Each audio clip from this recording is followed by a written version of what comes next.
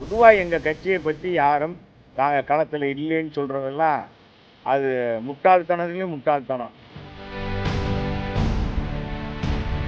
கமலஹாசன் டிவியே உடைச்சாரப்பா. ஊழலை எதிர்த்து இந்த கட்சி தொடங்கியிருக்கு. ஒரு வர 6 அரசியல் மக்கள் நீதி மையம் எதிர்க்கும்னார். ஒரு சீட்டுக்காக போயிட்டாரு. இது மாதிரி தான் ஆகக்கூடாது விஜய்.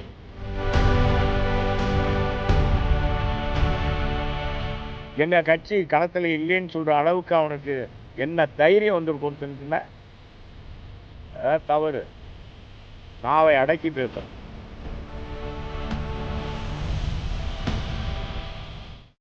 மாற்று தாவேக்காங்கிற ஒரு பின்பற்ற விஜய் கிரியேட் பண்ண முயற்சிக்கிறாரு. ஏன்னா தொடர்ச்சியா எம்ஜிஆர் பொது சொத்து எல்லாருமே பயன்படுத்தலாம் சொல்லி சொல்றாரு. திமுகவுக்கும் தாவேக்காவுக்கும் இடையே தான் போட்டின்னு வேற சொல்றாரு. நீங்க போட்டியில இல்லையேன்னு சொல்றாங்க. ஆட்சியில இல்லாத ஒரு வலிமையான கட்சி. நாங்க களத்துல இருக்கமா இல்லையான்றத மக்கள் தான் எஜமானர்கள். மக்கள் தீர்மானிக்க போகிறார்கள். வர்ற தேர்தலில் எழுதி வச்சுக்கோங்க. இங்க இருக்கிற அதிகாரிகளுக்கு நான் சொல்றேன், 2026 தேர்தல் அண்ணா திராவிட முன்னேற்ற கழகம் தலைமையிலான கூட்டணி தான் மாபெரும் வெற்றி பெறும். ஆனால் எடப்பாடியார் தான் முதலமைச்சர். இன்னைக்கு எந்தெந்த அதிகாரி தவறு பண்ணுறாங்களோ அந்த அதிகாரிகளாம் நிச்சயமாக சிறைச்சாலைக்கு போவாங்க, நிச்சயமாக நடவடிக்கைக்கு உள்ளாவாங்க. அது எந்த அதிகாரியாக இருந்தால் எந்த ஐஏஎஸ் அதிகாரியாக இருந்தாலும் சரி, அது பிடிஓவாக இருந்தாலும் சரி, பிஓவாக இருந்தாலும் சரி, எல்லா அதிகாரிகளும் பதில் சொல்லி ஆக வேண்டும். இவர் விஜய்க்கெல்லாம் நான் பதில் சொல்ல வேண்டிய அவசியம் இல்லை. அவர் கூட்டம் கூடுதுன்றக்காக இவரை காட்டிலும் நம்ம வடிவேலை கூட்டிகிட்டு போய் கூட்டம் நடத்துங்க. என்ன கூட்டம்? நயன்தாரா கூட்டிகிட்டு போங்க. நயன்தாரா கூட்டிகிட்டு போய் நாளைக்கு புரபகண்டா பண்ண சொல்லுங்கள். கூட்டம் கூடத்தான் செய்யும், எல்லோரும் பார்க்கத்தான் செய்வாங்க. நடிகர்னா கூட்டம் கூடும். நடிகருக்கு அது இன்னைக்கு அவங்களுக்கு ரசிகர் இருப்பாங்க. இவருக்குன்னா கூடுதலாக ரசிகர் இருக்கலாம். நேற்று கூட அவருக்கு சூசமாக சொல்லிட்டார மலேசியாவில், நான் சினிமாவில் தொடரணுமா தொடர வேண்டாமா அப்படின்னு அவரே கேட்குறாரு. மக்கள் எல்லாம் நீங்கள் இருக்கணும்னு சொல்கிறோமா? அவங்க ரசிகர்லாம் சொல்கிறாங்க. மக்கள் கூட இல்லை, ரசிகர் தான். சரி பார்ப்போம். ஏன் முழுமையாக நான் சொல்லிட்டா அது விட தெரிஞ்சிடும். எப்போவுமே சஸ்பென்ஸ் வைக்கணும். என்னன்னா அப்படிதான் சஸ்பென்ஸ் வைக்கணும்னு தான் சொல்கிறார். அப்போ அவருக்கே தெரியுது இது சும்மா எல்லாமே நல்லா தாங்க. ட்ரெய்லர் பார்த்தீங்கன்னா இந்தியன் படம் 2 படத்தை பாருங்கள், என்ன மாதிரி இருந்துச்சு. மக்கள் என்ன நினச்சாங்க? எல்லாரும் எம்ஜிஆராக மாற முடியாது. எம்ஜிஆர் வானத்தில் ஒரு சந்திரன், பூமியில் ஒரு ராமச்சந்திரன் ஒருத்தர் தான். காவியத்தில் ராமச்சந்திரன் இருக்கலாம். எம்ஜிஆராக எல்லாரும் ஆகணும்னா ஒன்றும் நடக்காது.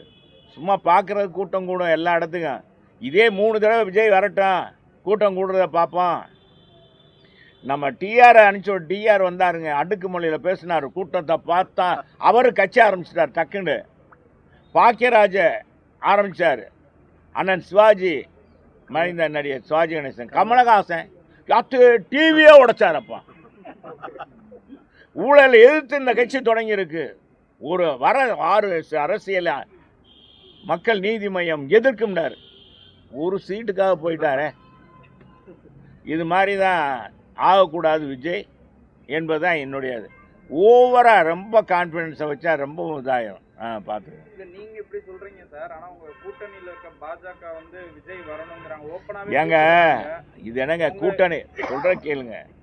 கூட்டணிக்கு யார் வேணாலும் வரலாம், அழைக்கிறது அவங்களுடைய விருப்பம், இது பண்ணுறது.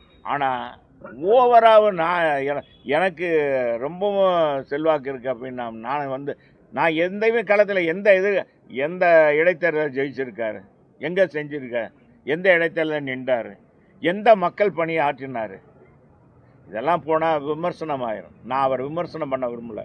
புதிதாக வந்திருக்கேன். நானும் அவர் கட்சி ஆரம்பிக்கணும்னு சொன்னவில்லை, நானும் ஒருத்தன் தான். ஆனால் அதுக்காக உடனே எல்லோரும் எம்ஜிஆர் ஆகணும், எம்ஜிஆர் மாதிரி ஆட்சிக்கு வந்துடணுன்னா, எம்ஜிஆர் ஆட்சி எடுத்தோன்னே வந்தார். 1952 திமுகவில் சேர்ந்து அந்த திமுகவுக்கு உழைத்து தான் ரத்தத்தை வேர்வையாக சிந்தி நடித்த அந்த பணத்தை கட்சிக்காக, மக்களுக்காக, ஏழை மக்களுக்காக கொடுத்து வாழ்ந்தவன் எம்ஜிஆர். அந்த கட்சி தேர்தலில் நிற்காத போது அந்த கட்சியில் சேர்ந்தவர். பொது வாழ்க்கையில் அந்த கட்சி அப்போ தேர்தல் நிற்கல, 57 தான் தேர்தலில் நிற்கிது. 15 சீட்டு, அப்புறம் 62 சீட்டு, 62ல் 50 சீட்டு, அப்புறம் ஆட்சி 67 ஆட்சியை பிடிக்கிறாங்க. அப்போவே அண்ணாவே சொன்னாரே புரட்சி தலைவரை பற்றி என்ன சொன்னார், ஒரு பானை சோற்றுக்கு ஒரு சோறு போகிறோம் பதம்ன்ற மாதிரி அண்ணா என்ன சொன்னார், கோட்டையில் போய் எல்லாரும் அவருக்கு மாலை போட போகும்போது இந்த மாலைக்கு உரியவன் என் தம்பி ராமச்சந்திரன் ராயப்பேட்டை மருத்துவமனையில் படுத்திருக்கார், அந்த ரத்தம் அவர் படம் பார்த்து தான் அவர் ஃபோட்டோ போட்டு தான் ஜெயிச்சோம்னே சொன்னார். இது மாதிரி இவர் எந்த இதில் எதுக்கு ஆதரவு தந்தார், பூரா தோத்த கட்சிக்கு தான் ஆதரவு கொடுத்தாரு, ஒரு ஜெயிச்ச கட்சிக்கு ஆதரவு கொடுத்தாரா? எத்தனை தேர்தலில் இவர் ஆதரவு கொடுத்துருக்காரு, எத்தனை தேர்தலில் இவர் அந்த கட்சியெலாம் அந்த ஆட்சிக்கு வந்திருக்கு? இவர் தொண்டர்களே இருக்கிறாங்க, இவங்க என்ன பின்பலம் அதையெல்லாம் நான் சொன்னோம்னா அப்புறம் அவர் ரொம்ப விமர்சனம் ஆயிரும். அதுக்குன்னா நான் வரல. எங்கள் கட்சியை பற்றி அவர் பேசலை, அதை நான் சொல்ல விரும்பலை.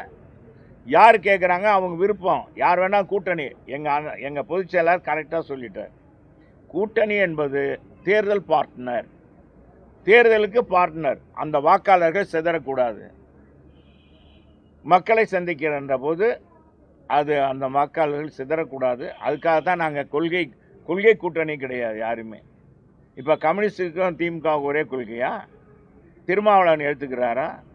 இதே திமுக பாரதிய ஜனதாவோட இருந்த கொள்கையை ஏற்றுக்கிட்டாங்களா கூட்டணி வைக்கும்போது? சும்மாங்க, அதெல்லாம் கூட்டணி என்பது இதுதான். அண்ணாவும் அதே மாதிரி தான் கூட்டணி வைத்தார். எல்லா முரண்பட்ட கொள்கையுடைய கட்சிகள்லாம் ஒன்றாக்கி தேர்தல் நின்றார். அக்கா யாரையும் அழைக்கலாம், வர்றது வராது அவங்க விருப்பம், அதுக்கு நான் போகலை. அக்கா விஜயை பற்றி ராஜு சாடினார் அப்படின்னு நீங்கள் பிரேக் நியூஸ் போடுவீங்க, அதுக்காக நான் சொல்லலை. பொதுவாக எங்கள் கட்சியை பற்றி யாரும் நாங்கள் களத்தில் இல்லைன்னு சொல்கிறதெல்லாம் அது முட்டாள்தனத்துலேயும் முட்டாள்தனம். அந்த எங்கள் களத்தில் இல்லைன்னு சொல்கிறது, நாங்கள் களத்தில் இல்லைன்னு. எங்கள் எடப்பாடியார் நேரத்தைய கூட்டத்தை பாருங்கள், அவருக்கு என்னங்க முக கவர்ச்சி, என்னங்க அடுக்குமொழியில் பேசுகிறாரு. எங்கள் பொதுச்செயலாளர் என்ன அடுக்குமொழி, நாட்டு நடப்ப சொல்கிறாரு, அந்த ஆட்சியுடைய அவலங்களை எடுத்து சொல்கிறார். அதை கேட்குறாங்க மக்கள், எல்லாம் பலதரப்பட்ட மக்கள் வர்றாங்க. அது மாதிரி இவங்க நடத்துகிற கூட்டங்களில் வருதா? எங்கள் கட்சி களத்தில் இல்லைன்னு சொல்கிற அளவுக்கு அவனுக்கு என்ன தைரியம் வந்திருக்கு ஒருத்தனுக்குன்னா? அதான் தவறு. நாவை அடக்கி பேசணும். பார்த்து செய்திகளை உடனுக்குடன் தெரிந்து கொள்ள கீழ்கண்ட கேபிள் மற்றும் டிடிஹெச் நெட்வொர்க்குகளில் எம்நாடு செய்தி தொலைக்காட்சியை காணுங்கள். பாதகம் செய்பவரை கண்டால் நாம் பயம் கொள்ளலாகாது பாப்பா. மோதி மிதித்து விடு பாப்பா, அவர் முகத்தில் உமிழ்ந்து விடு பாப்பா. அண்மை செய்திகளை உடனுக்குடன் தெரிந்து கொள்ள இணைந்திருங்கள் எம்நாடு தொலைக்காட்சியுடன்.